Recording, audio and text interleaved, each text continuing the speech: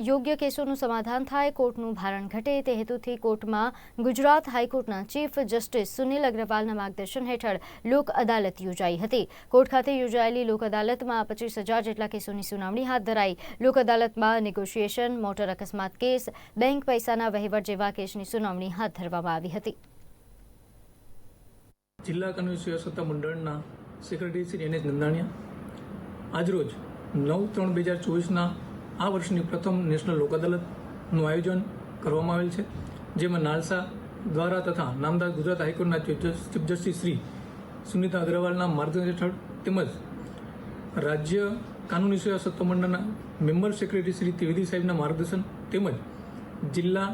કાનૂની સેવા સત્તામંડળના અધ્યક્ષ શ્રી વાછાણી સાહેબના માર્ગદર્શન હેઠળ આજરોજ જિલ્લાની તમામ અદાલતોમાં આ લોક અદાલતનું આયોજન કરવામાં આવેલ છે। આ લોક અદાલતમાં ચેક પાછા ભર્યાના કેસો, સિવિલ કેસો જેમાં લેણી રકમના કેસો, મોટર એક્સિડન્ટ વળતરના કેસો, દાવાઓ અને મજૂર અદાલતમાં થયેલા કેસો, જમીન સંપાદનના કેસો, ઇલેક્ટ્રિસિટી અને પાણીના બિલોના કેસો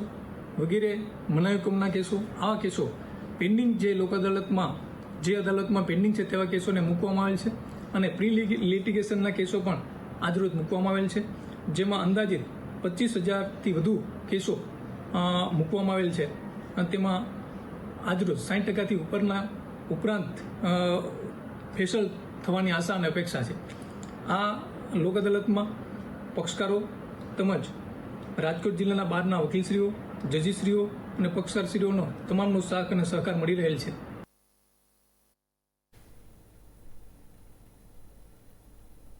સુરત દિવસે ને દિવસે જાણે ક્રાઇમ સિટી બનતું જાય છે, તેમ લૂંટ,